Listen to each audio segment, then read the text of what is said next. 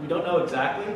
We do know that there is a regulated cocaine market in Peru, because that's where the legal cocaine comes from for medicine and for Coca-Cola. And it's a government monopoly called INACO. And there are ways for farmers to regulate their output so that it's going to these entities for licit use rather than the black market. And because you cut out the middleman, because you cut out the paramilitaries or the guerrillas or the narco traffickers, more of the profits will go to the farmers. How much? I don't know. On this kind of a scale in Colombia, we just don't know about the scale of it. But I suspect the farmers will get more of the revenue, and less would go to the smugglers and the middlemen. But again, it's not entirely sustainable at this kind of a scale, and these farmers don't want to continue growing coca.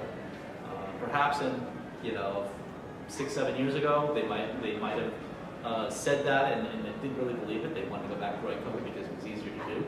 But after so many years of eradication and violence associated with this market, they want out. Coca has brought nothing but misery to these people. So the U.S. drug reformers very often will say, well, it wouldn't be great if if they were able to grow it legally. Most of them don't want to at this point. They would much rather get into legal economies because it's just brought so much devastation to their communities.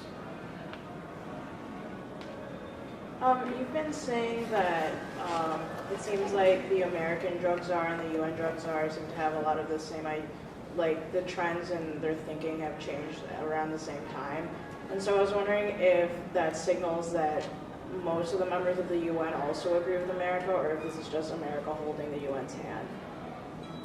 There is a wave of change, basically. There's a groundswell, both in the United States and in Europe especially, that the holdouts internationally at this point are Russia, Japan, China to a certain extent, and Sweden. Ironically, the Swedes are just bitter, tough drug warriors. Total contrast to the rest of Europe, which is going completely the other way. So countries like Czechoslovakia, Portugal have decriminalized all drugs recession, basically. And this guy hasn't fallen.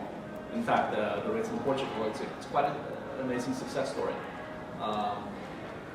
And so there is that shift happening. But the Russians are particularly upset about this issue because they have a big heroin problem in Russia. Well, they have a big vodka problem in Russia. They have lots of problems. It's a grim place. They're declining birth rates, shrinking population.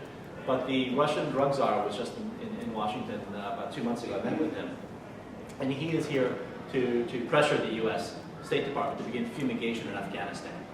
He said, look, it works so well in Colombia, why wouldn't you do it in Afghanistan? It makes perfect sense. And I explained to him, look, these press releases you read from the State Department, they aren't meant to be believed. They're just there to satisfy Congress and to get the budget next year.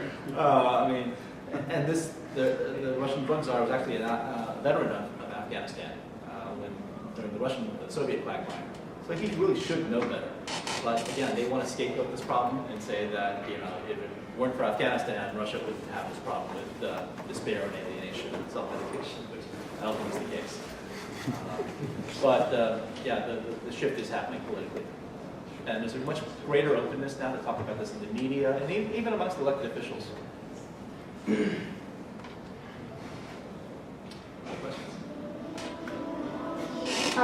What campaigns are there to pressure the end of fumigation? There are a number of groups working on this at the grassroots level. I'm on the board of a group called Witness for Peace, and Witness for Peace has been around since the early 1980s during the Contra War in Central America, and the idea was to bring U.S. citizens and internationals to look at the effects of U.S. foreign policy firsthand, and give them the skills to go back and do advocacy and outreach in their communities at home. And it's a great model. I think it's the best model for getting average citizens involved in foreign policy, get them invested in foreign policy. And we don't tell people what to conclude. We take them to, and I take yearly delegations annually, usually in the summertime to Colombia, to see this stuff firsthand. And I've had students from SSDP on these delegations. We've had retirees. We've had everything from green hairs to gray hairs, and everything in between. And we meet with all sides, all legal sides. We don't meet with guerrillas or paramilitaries, but all the legal sides. We meet with the military, the police, the U.S. Embassy, the government, but we also meet with human rights groups, peasant farmers, indigenous populations, the church, human rights organizations, and let people conclude what they will, and come back and act upon that. So that's one opportunity. Go to witnessforpeace.org and sign up for a delegation. It's a great alternative spring break type thing. We also go to Cuba, Mexico, Nicaragua, and Bolivia. There are also a lot of other groups. The Americas Watch does advocacy on this issue. The Quakers do a lot of this. There's a lot of NGOs you can sign up with. A good group to sign up if you want to hear more urgent action alerts is the LAWG. It's LAWG, it's the Latin America Working Group in Washington. It's a coalition I belong to. It's about several dozen NGOs that work on Colombia-related issues. And some of us do drug policy, others do policies affecting the displaced, others do human rights, etc., and development. So when legislation does happen in Congress, and when there's an amendment up or whatever, you will get an urgent action alert. So I suggest you go to lawg.org, LAWG website, and sign up for urgent action alerts there. That's probably the best source. Other questions? Well, thank you very much. I hope you'll